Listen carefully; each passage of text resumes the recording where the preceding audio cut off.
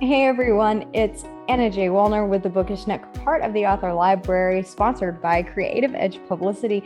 And with me today, I am thrilled to have D.A. Andrews. D.A., thank you so very much for being here with me today. Thank you for having me. And D.A. is a poetess, and her most recent work is a collection called To Fight Fire with Sun. What an amazing collection of poetry. Were these poems that you've been working on throughout your journey as an author or and a person, or is this just have you recently come to poetry? Uh, it's mostly poems that I've written since I was in high school. But the book kind of started last year after a friend of mine died. So it just everything came together all at once, and then I was like, I'm going to write this. So I sat down and I wrote it, and here we are.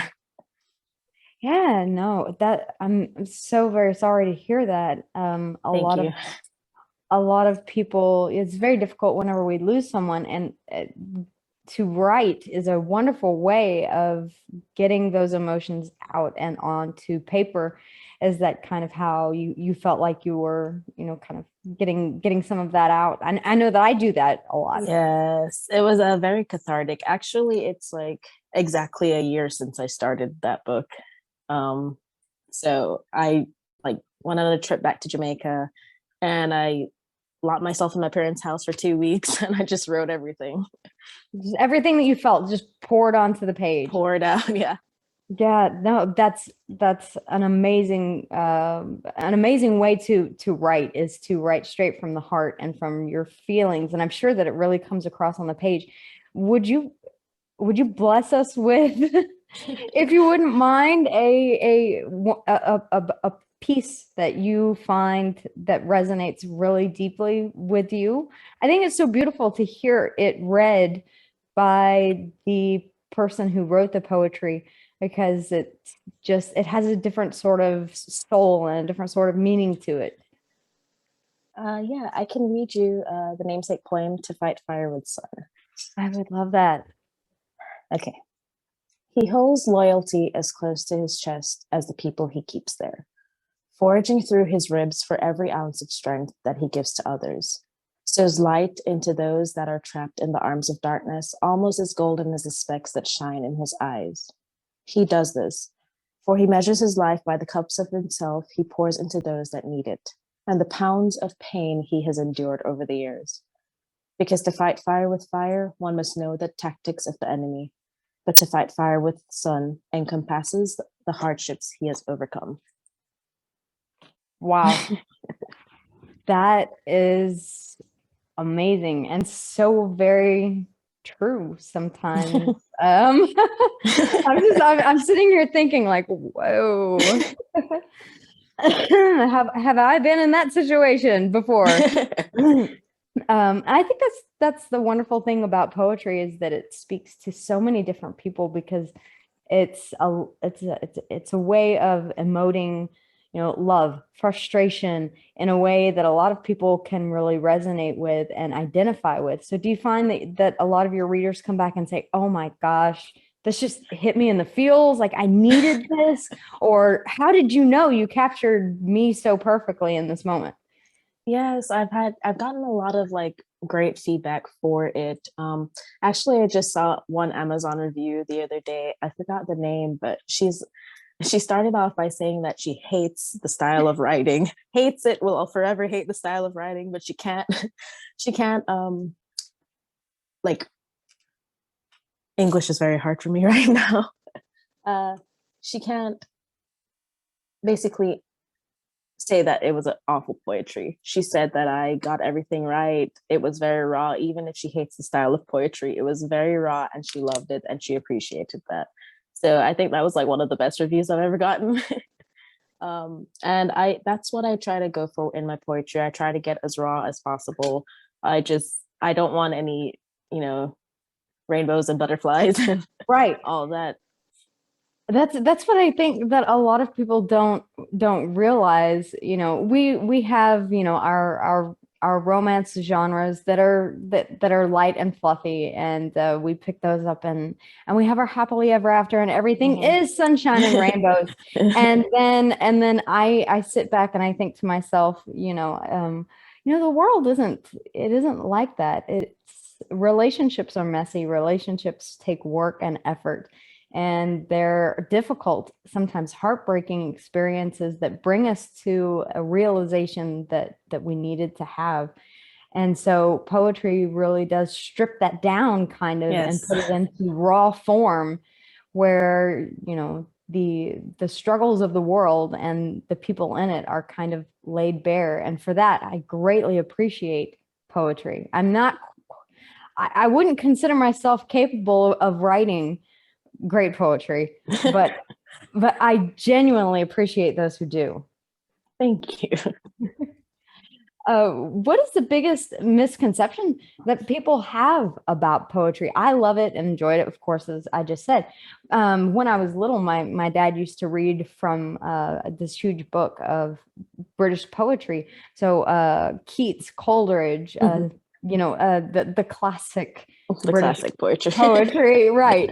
And so from a very young age, I was indoctrinated into the lyrical style of poetry, and I fell in love with it. But what is it? I hear a lot of people say, poetry, blue is the word that I hear come up most often, or purple. And I'm not sure, what is that? What does that mean, and why is that such a big misconception whenever it comes to poetry? The whole blue or purple. Yeah. I've never heard that. Okay, I've heard, it's something that I've heard before, to say that it's very lyrical and very Mhm. blue. And I'm like, I don't Ah. understand how you can call poetry a type of writing a color, but okay. I don't get that either. What's green? Um, Maybe so sci-fi. I get it, yeah. Yeah, no, or blue. Sorry. Um, but what is it that you find that people are surprised by with your poetry? A lot of people are surprised that none of my poems rhyme. I guess I didn't. Yeah, I didn't know that that had to be a thing. So It doesn't. yeah, and I It think doesn't. Sarah Kay, she was like this big YouTube poet, and she I fell in love with poetry after I watched her on YouTube one day, and she said anybody can be a poet. She's like, start off with lists and go from there. And then I just like loved it. I started off writing lists. Like I think I wrote things I will never do again, and I just wrote lists. And then I just started from there. I don't like Hmm. rhyming Oh. poems. I know that whenever, yes, whenever I did, at a very young age, try and emulate some of the poetry that I was written. Yeah, no, it came off horribly, and it all rhymed, and it was terrible. And then I was introduced later on, in middle school or whatnot, into spoken verse poetry, and Yes, poetry that's very, it doesn't rhyme. It doesn't have to. It's not about that. It's about the flow of the stanzas, and exactly. the way that the art of poetry is written without rhyming. Yes, that's and I think Sarah Kay does like a really good job at that. And also like Morrison Shear. I love her Okay. poetry so much. And I think those are my two biggest inspirations when it comes to writing poetry. And I go Well, very free verse, and I don't think I have any poem that rhymes. but it's straight from the heart and honest. So this would be your first book. Yes. Um, and I'm a huge cheerleader for inclusion of LGBTQ. And I read in the synopsis that it does have LGBTQ representation. Mhm. Was that something that you chose to focus on, or was that part of what drives you and moves you? So I wanted this book to be a whole like summary of me, of things I've been through, of my traumas, or the loves I've been through, all that. So I identify as queer, and We're in good company. good. And I had written in high school. I think high school. It was my second girlfriend at the time, and I wrote her poetry and all that. So I edited it because it was like really bad high school poems. Right. And then I put it in the book with this one. So I wanted to represent that. I wanted to like give it as like sort of a coming out in a sense to the author world that here I am, this queer girl from Jamaica, and this is me. I love it. I love it. Yes, yes, I identify as part of the LGBTQIA plus community as well. So in good company, and that's why I love to see more representation in LGBTQ characters and diversity across the board, because I think that by reading and by reading books, poetry, or anything of that sort, that it helps readers to gain an inside look at the mind of different, individuals, regardless of anything. We are all intrinsically human hearts, human beings, and that is exactly what we should be seen as. And I love that. Yeah, and I think poetry kind of like brings us together because we all feel the same emotions. We all feel Oh, hate and rage and exactly. love and So very well put. It does not matter how you identify, whether it's culturally, whether it's sexually, whether it's religiously. We all hurt, we all cry, we all have grief, we all have trauma, we all have pain, happiness, joy, excitement, and that all of those things make us. It doesn't make us American, or it doesn't make us Jamaican, or it doesn't make us, bisexual or part of the LGBTQ community. It makes us human, everyone. It exactly. makes us human, because at the end of the day, that is what we are as humans. So I love that that sentiment there. Thank you. So what can we expect to see from you next? If it's not a trade secret, no spoilers, but No spoilers. I'm curious now that you have, and this was the case for me, and I find that it's the case for a lot of creatives. Once you begin this journey, it's like you're captured by creativity. Yes, Like that's it. that creativity has you, and you're just unable to escape from the inertia of creating more. So do you have plans for another collection coming up?